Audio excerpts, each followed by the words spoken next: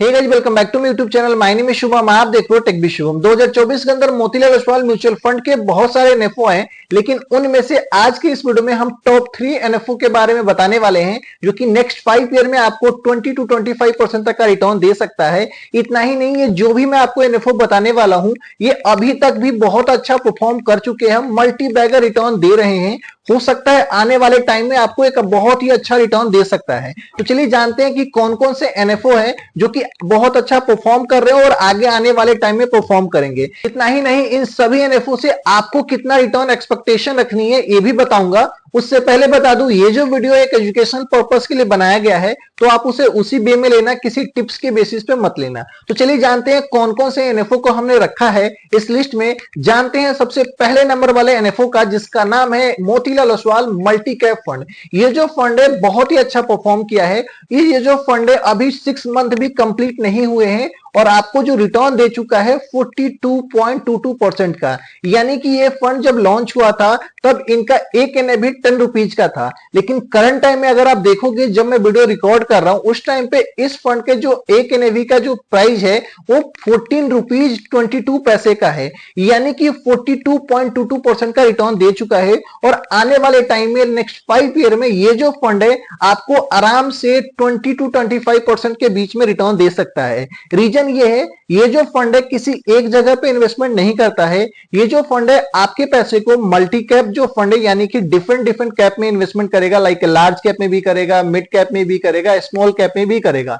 तो आने वाले टाइम में चाहे लार्ज कैप ग्रो करे, चाहे मिड कैप ग्रो करे, चाहे स्मॉल कैप ग्रो करे, आपको रिटर्न मिलेगा। आपका जो रिस्क कैपिटल है वो भी आपका अलग अलग जगह होकर रिस्क भी कम हो जाता है। तो चलिए जानते हैं दूसरा कौन सा फंड है उसके बारे में। उससे पहले बता दूं कि अगर आप चैनल पे नए हो तो प्लीज चैनल को सब्सक्राइब करके बगल के बेल आइकन को जरूर दबा लेना, क्योंकि इस चैनल पे हम आपके लिए पर्सनल फाइनेंस, बैंकिंग और म्यूचुअल फंड से related video back to back लेकर आते हैं। तो चलिए जानते हैं दूसरा कौन सा फंड है। दूसरा जो फंड है जिसका नाम है Motilal Oswal business cycle fund.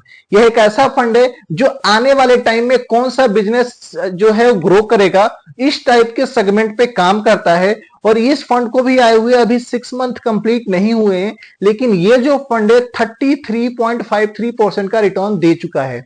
ये 10 रुपए की एनएवी पे लॉन्च हुआ था। करंट टाइम में इसका जो एनएवी चल रहा है वो 13 रुपीज 53 पैसे का चल रहा है। तो ये भी आने वाले टाइम में नेक्स्ट 5 ईयर में आराम से 20% तक का रिटर्न दे सकता है। लेकिन इस फंड से जो आपको रिटर्न एक्सपेक्टेशन रखनी है, मैं कहूंगा 16 to 17% रखना, उससे ज्यादा मत रखना। तो चलिए जानते हैं तीसरा कौन सा फंड है उसके बारे में।